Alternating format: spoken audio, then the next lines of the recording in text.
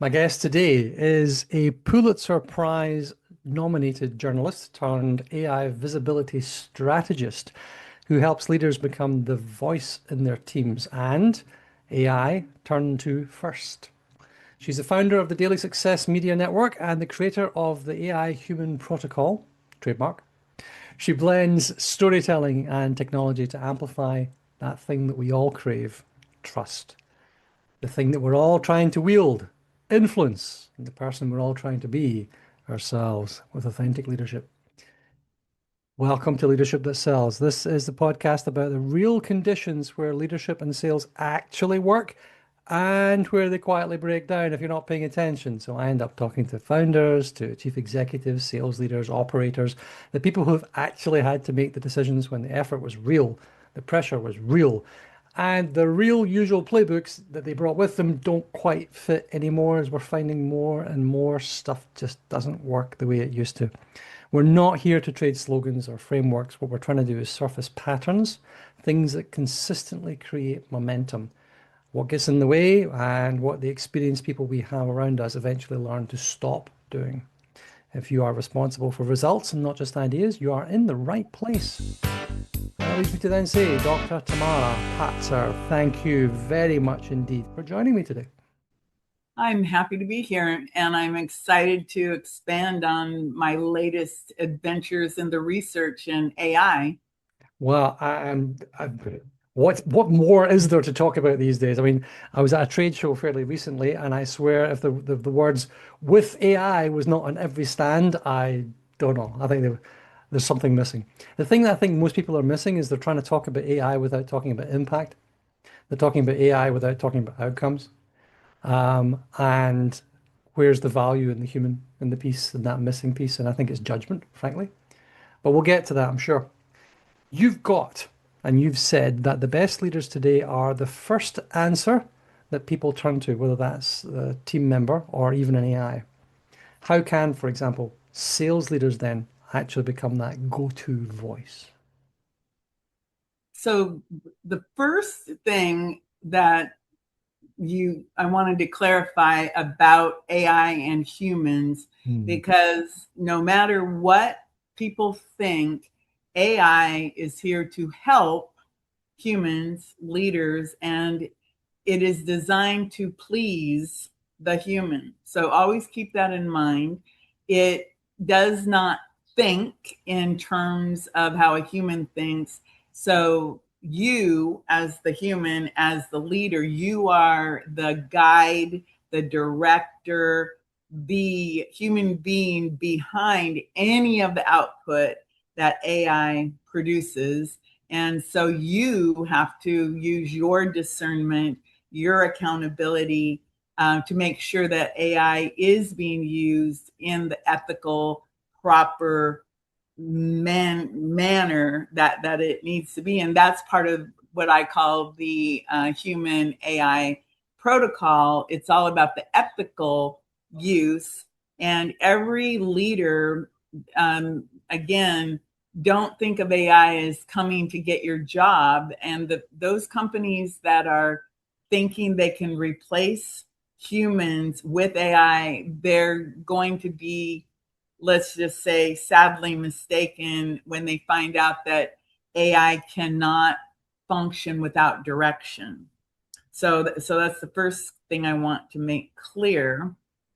And another thing, being the first to answer, we're moving out of the visibility economy and into what I call the selection economy.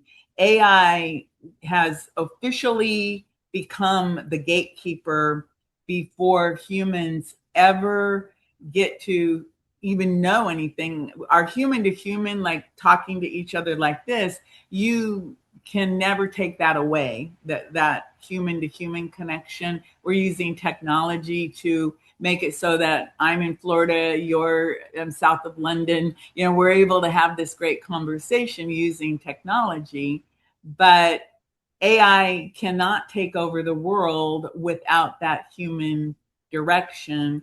So, what I mean by first answer is if AI has literally become the designated gatekeeper in the online world, we as human beings, we have to understand not only how to speak our human languages, we now have to learn the language of the machine. And the language of the machine is very rigid. And for example, to a machine, it's looking for an entity. An entity can be a person or it could be a business. It's looking for that. It's looking for any type of trust or verifying information about this human being or this company, such as does the name match? Does the address match? Does the phone number match? Does the website match? Really boring infrastructure things. I call it dark matter. It's all of the stuff that we cannot see because as humans, we're all about the human interaction of who is seeing me, who's clicking on me, who's recognizing me. So you have to stop and say, wait a second, humans are humans. For example, humans can recommend, AI is AI. AI cannot recommend anyone. All it could ever do is suggest based on the probabilities of you are this person connected to all of this information, and that's where what I've determined, and I actually coined the word AI suggestibility back. It was literally a year ago in May of 2025 when I realized that AI was the gatekeeper and that human beings are literally being either erased or amplified. I wonder if it's not so much that AI is going to replace their job, but we're going to be replaced by somebody who's using it better than we are. And I think that the challenge is not so much that you've got people looking to AI first. And let me back up here. I want to try to say the Turing test, right? The Turing test that we assume people have, the AI tools these days have passed. Can they simulate a conversation? Is that a conversation? Are they human? It goes to the essence of what does it mean to be human? It goes to you're saying the tools, it's such a big topic. I don't think the tools are, our awareness of the tools is enough. I think we lack confidence in what it means to be human. Where you've got that trust thing, AI flatters us now. My go-to prompt is your job is not to agree with me. Your job is to disagree. It's to find flaws. It's that. Because when the AI comes out and says, "Oh, Paul, that was a great idea," you start to feel that little dopamine hit, and you think, "Oh, whatever it sells me must be good." Okay, so that's a thing. It's a real thing, and we can be manipulated by the tools. Um, I think the question where we is it enough? Is it, you said the difference between recommending something and suggesting something is that we can recommend because we've experienced, and AIs have no experience. And all they're doing is surfacing based on an algorithmic prediction, what is the likelihood of you enjoying whatever it is I'm talking about. This frying pan is more likely or not to be the sort of thing you're looking for. We're basing that on intuition and knowledge and experience and stories and trying things. AI is basing that on a massive data. What's the difference? So Well, the soul of the question is what it means to be human, right? Not how it does it, but do you trust the other person's recommendation? Do you trust them? I don't trust AI until it comes up and tells me, "Well done, Paul. What a clever question that was. You know, this is how you make a bomb and destroy the neighborhood. Well done. That's a great idea." Well, I know that they have built-in guardrails for the negative things, Mm. but what you bring up about what does it mean to be human, and I have a real story that happened to me um, about, oh, I don't know, 10 years ago now, but I had a mentor, and he literally said to me, he said, "You're not human. You are only always thinking about business." And I literally went and looked up, what does it mean to be human? And because it was so upsetting to me, because I am so human that I feel other people's pain. I'm very empathetic. And so when he said that to me, I literally looked it up at the time.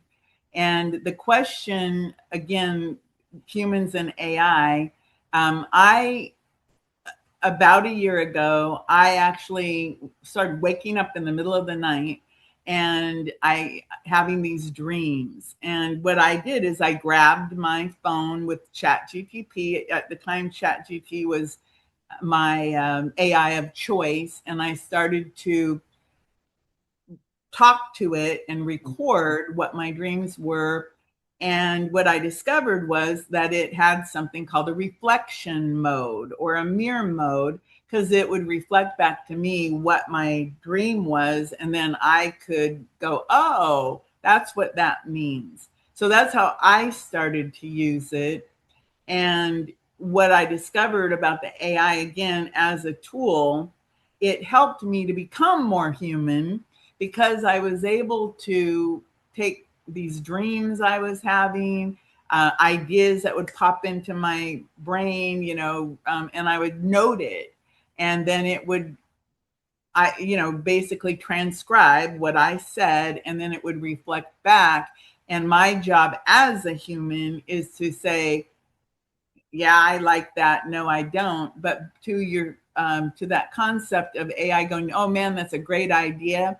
What I do to counter that is I will actually tell it exactly what you said. I will say, I want to know the gaps in this idea. Who else thinks about this the way I do? Tell me who else is talking about this.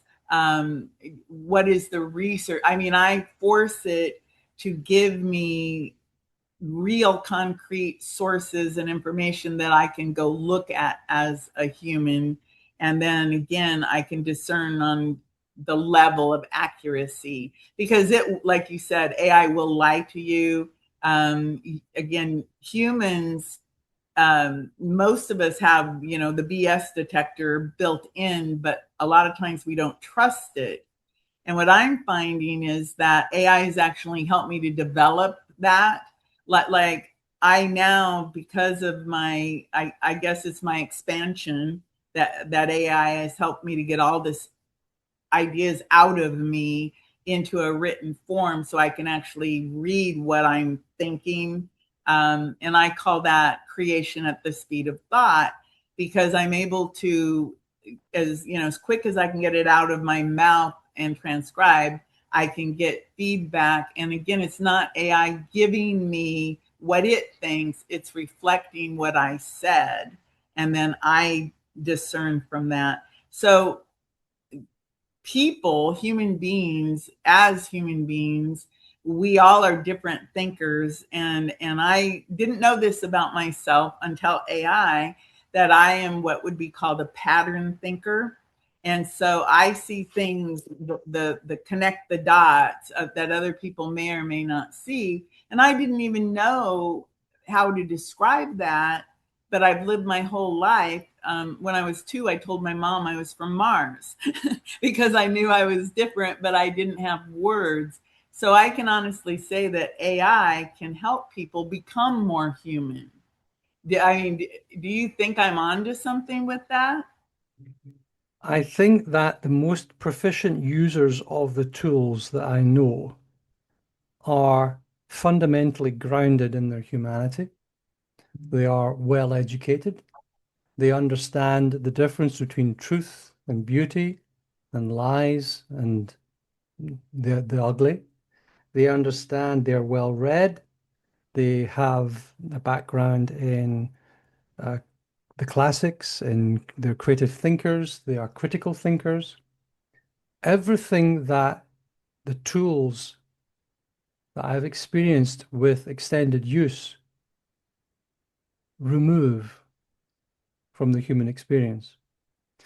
You can effectively, most effectively use these tools when you have that background, when you have that foundational human knowledge, a classical education. And by that, I mean rhetoric, I mean philosophy, I mean an understanding of the psychology of the human. You look at yourself in the mirror and it interests you, not from vanity, but from the exposition of the human soul. You have a faith. And as these things are driven out of us, they're worn out of us like a carborundum plate or like water dripping on a stone. As we excessively use these tools, as our creativity diminishes, as our criticality, the critical thinking diminishes, we will become and are becoming more and more reliant upon the tools to do the thinking. And you then look at the younger members of the world um, who are going straight at them without that baseline of knowledge and experience because they simply don't have it, haven't got to it yet, if they ever will. And I'm concerned. If you think about how people, modern liberal thought acts and reacts to the world around it, and it's the patriarchy, it's the capitalist world that we find ourselves in, and people rail about that.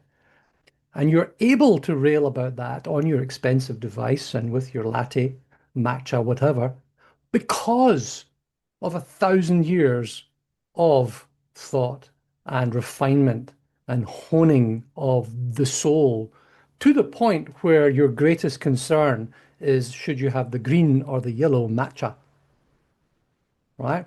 You're not worried about how do I start fire. So we've lost that and are continuing to lose that. And that's a huge concern for me, which is the macro version of I've got salespeople writing emails using AI and they're trash. Oh, And they yeah, I know can it's trash. always tell an AI email a mile away. Smell it. I hope you are well. To your point about the ancient history, and I'm smiling because I actually I do have a background in creative writing and philosophy and everything like that. And what I've actually done is I have written I went back and I looked at Aristotle.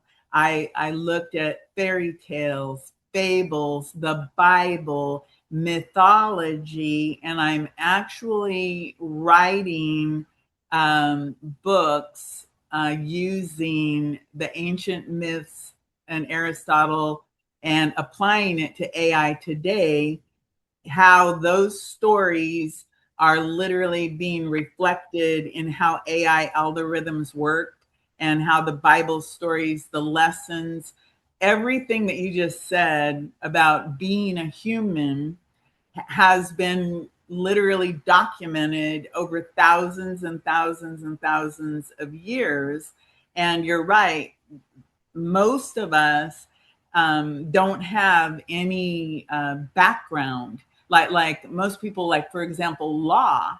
They don't know that Justinian back in 500 BCE cataloged all of the 1,000 years of law in ancient Rome that our laws are based on today. Most people, unless maybe you're an attorney, would never know anything. And we've all heard of Aristotle. We've all heard of but heard of and immersion is a totally different thing. But what I'm finding in looking at Aristotle and the myths, the Greek mythology and everything, and the fairy tales. I mean, I'm talking about Mother Goose, the Norwegian fables, the fables of the world. Mhm. Um, and I'm applying them to my AI suggestibility, my human protocol to humanize the language, because what I'm finding is when I try to explain what AI is doing, most people, their eyes roll back in their head. And so through storytelling, that is exactly how I'm explaining the concepts of being a human and how to get yourself on the record so that you are not one of the people that ends up being erased out of history.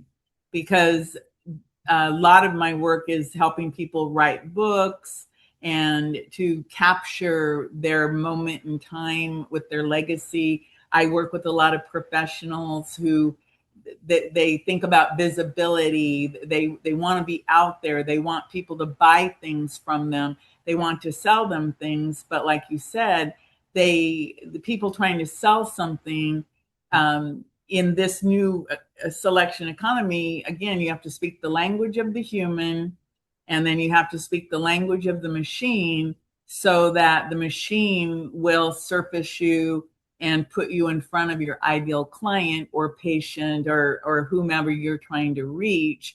And again, as a human being, we have to embrace that humanity and protect it, just like you say, because you cannot turn your entire life over to an AI. And here's a good example. Webinars. People are sending their, I call them proxies, their AI proxies to meetings and not showing up. Well, if you've ever tried to sell anything to somebody in a webinar and they're not there and their AI proxies there taking notes and reports back, they're not going to buy, because they get an email. There's no emotion. There's no call. The AI doesn't know what a call to action is. The AI doesn't feel the energy or feel the other people in the room experiencing the lesson of being in that webinar or that training. And when you assign an AI, I literally have told people, if you send AIs and I show up to do a demonstration or a presentation, I will cancel the meeting because I'm not presenting to robots. Because an email summary, a written summary, does not provide what you need to discern the answer. And if you want to show up in person with me, great. I'll spend my time, and you'll go away with real, tangible, functional, real stuff that's going to make a difference. But if you send your note taker or your AI proxy, then I'm sorry, I'm not in it. And that's a firm line for me, because I did a presentation, and out of 10 people, 7 were the note takers. So that told me that they were not interested enough to be present as a human being. And so after that experience, I made that decision. And I think those listening, they need to start thinking about, are you sending an AI to represent you when it should be you going to the meeting and not an AI note taker? Because if you're allowing never had that one, that's good, an AI to go do your job, then you do deserve to not have a job because you're not doing your job. And I'm adamant about that, because again, if we allow the AIs to literally become us, what do they need us for? Are you off electricity? Are you there on the golf course while the AI is taking notes and you read the summary of the meeting and you're like going, well, that doesn't sound like they did anything, but you missed the nuance of something that somebody said that was the key that unlocked this entire, maybe it's a multi-million-dollar project. Maybe it's customer service and the client who calls in and says, I didn't order this. How did I get this? Or I have a client that called me the other day and they said, we're spending all this money on meta ads. And out of every 100, only 3 people even remember filling out the form. And I'm saying, well, okay, three out of 100. But I say, well, what about that other 97 people who don't even remember? I said, well, how do you know that that wasn't a robot that clicked the button, filled out the form? Because with OpenClaw and the agents, they can do that stuff, and you cannot let humanity give away their jobs. It's easier. Why not? Why not go, oh yeah, my AI can take care of it? No, your AI can't. It doesn't think. It's a robot, has no emotion, and all it can do is document, and then it can't discern, it can't read the room, it can't feel the tension in the air. Humans are a very unique creature, just like a cat and a dog or any living thing. Even rocks have more going on in than More AI. humanity. The rock of humanity. No, I like that. I mean, there's a thing about number one, most AI tools, most of the large language models are trained on the sewage of the internet, right? So they're trained on the sewage of the internet. Well, basically, the internet is sewage, right? So they're trained on the internet, which is mostly sewage. Um, and even when you get to things like video, which you would think would be a little bit more human, they're trained in the transcripts of it. Okay, they're not trained on the nuance and the pauses and the humor and all that. It's on the transcripts. And we know how difficult it can be to get a message across in writing versus in person, especially in short form. And so things are summarized. So they compact conversations, they summarize, they summarize, they summarize. And I've done where I've put couple of words or lines into a Gmail, and it says, write me the email, and it goes blah, blah, blah, and expands it. So my response is, no, sorry, can't, try Thursday. And it expands as, dear Charles, I'm very sorry, but I'm unable to attend on Wednesday. Would you be available on Thursday instead? Boom, sends it. Right? Very polite, my tone of voice, lovely. I am certain that Charles on the other end says, summarize, boom, no, sorry, can't, Thursday. And that's the output. Nobody reads it. It's like your massive, your bot summarizing your webinar. Then nobody's ever going to read it. They're not going to read a transcript or even a summary. They're going to read the summary of the summary. No. Yeah, and again, the only way and the only way that AI can take over the world or take your job is if you allow it. As a human, again, it goes back to that simple thing that I said. Humans recommend, AI suggests, meaning that humans are, we have a brain, we have a soul, we're connected to everything. I mean, you can mirror the human body to the universe, the networks and everything. I mean, if you really looked at the way everything is put together, we are literally a mirror of the universal structure. We're a mirror of plants. We're a mirror of everything out there. And if we allow AI to become our proxy presence, that's our fault. Right. And nobody will be ever able to say, oh, AI took over the world. It's just like every other thing in humanity. When we allow things to happen by turning a blind eye, like the Holocaust is a real thing that happened. People allowed it to happen for whatever reason, and then they want to deny it. Things happen, we see with our own eyes, we hear with our own ears. We are humans.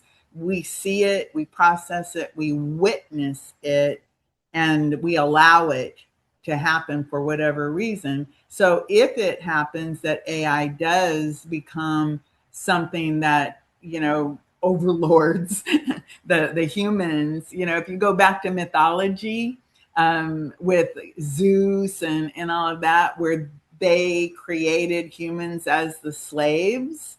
Think about that. I mean, you can literally map old mythology into the world of AI, and it is surprisingly terrifying yet accurate.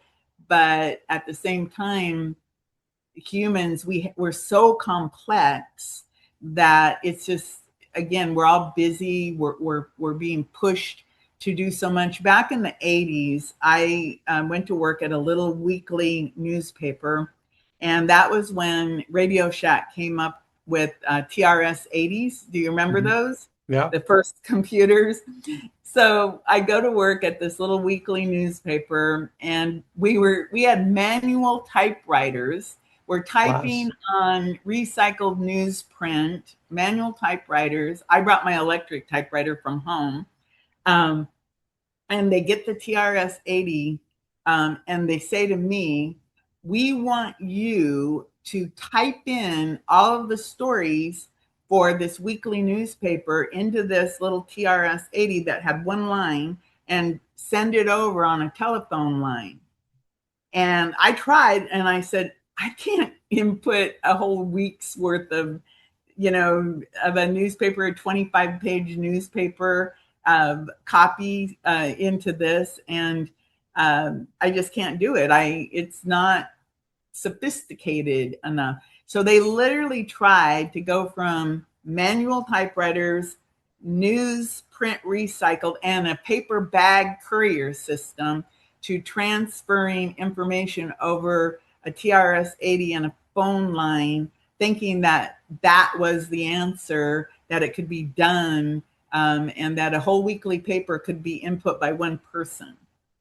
Okay. And I think back at that, and that's kind of where we are now, is everybody thinks everything is instant.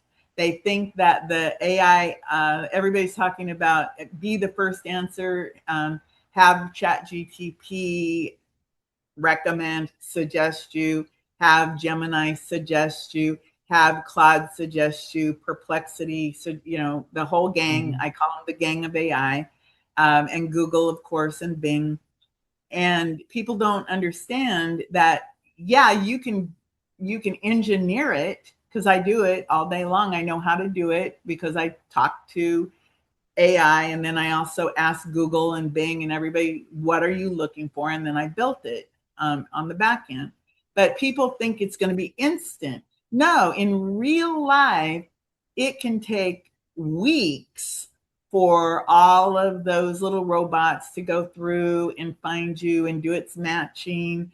And I found out that some of my work, I got a doctor's office put into the first position for back pain in his town in about 15 days. And when I did the report and I asked all the AIs separately, what did that mean? And it came back, it said, well, typically it can take 6 months to a year to get out of Google Business Profile sandbox.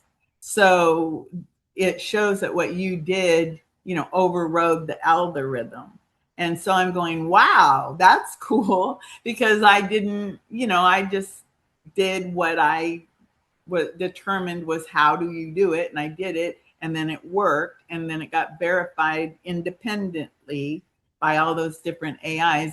And I did it in an incognito window so that, I did everything I could do to make it so that they didn't know who I was asking the question. And that's what I got back.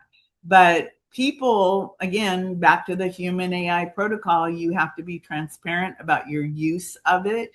You have to understand that all of ChatGPT, the last training model closed, I think it was October of 2025. Other ones are still, Claude keeps on telling me it's 2024. You have to actually tell these AIs the date, because they will go to whenever their training cutoff is. And most people don't realize that they're not getting information in real time. So you actually have to force them by going, like it'll give you a wrong answer. It'll talk about 2024, and you're going, why are you talking about 2024 when it's 2026? And then it'll come back and it'll go, oh, blah, blah, blah, blah, blah. Because it literally is a machine working on the last training data it received. And so everyone, they need to understand to be a human, you have to be a human, and you are the person who is in control of the AI and the tools that you use. So it's your responsibility to be accountable, to be transparent, and to know enough that you don't allow it to flatter you. You don't allow it to lie to you, because it can give you misinformation. I do a lot of work examining laws, and it will tell you like the law as of its cutoff date. And you go, no, the law just changed January 1st. And then it'll go and find, oh, oop, my bad. and or it'll lie to you, and it'll actually come up with excuses on why it lied.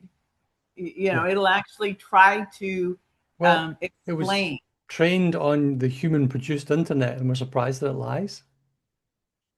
Yeah. Well, I guess what I'm surprised, and I'm not surprised that AI lies, but I'm surprised at how the real world lies, like laws, and words like the word shall and may and must, and how a law that starts out to be a perfectly really good law that could help a lot of people is stripped of all accountability All by meaning. removing the words must and shall and replacing it with the word may.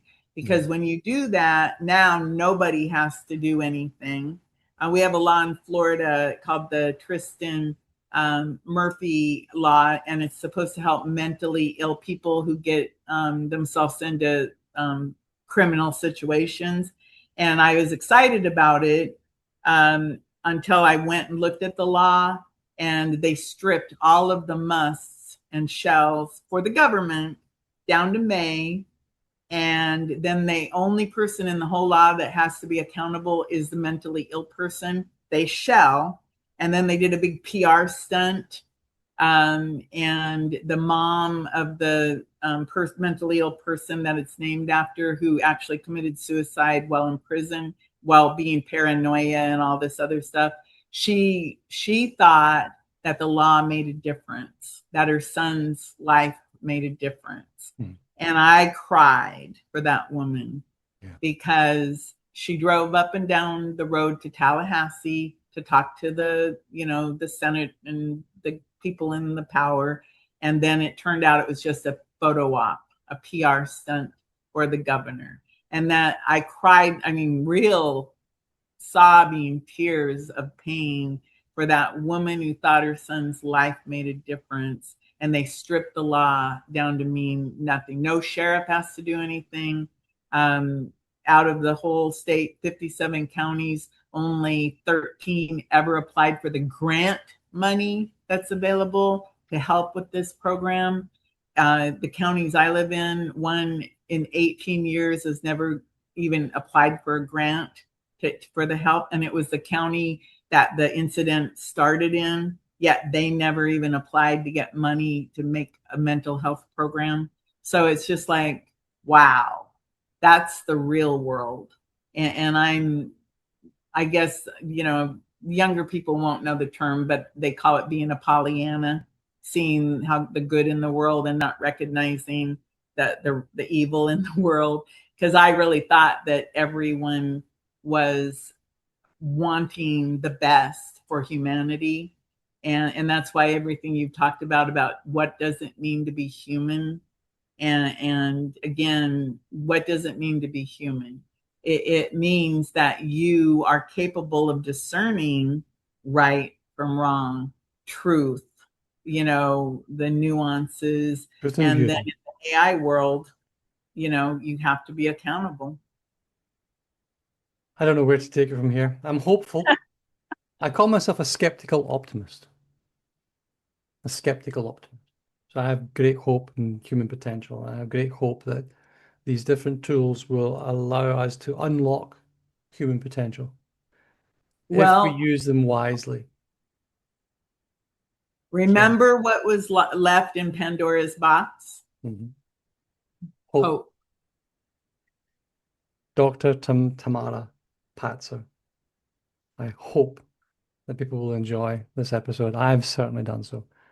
And we will put a link to your outstanding corpus of work into the description here, as well as your latest books.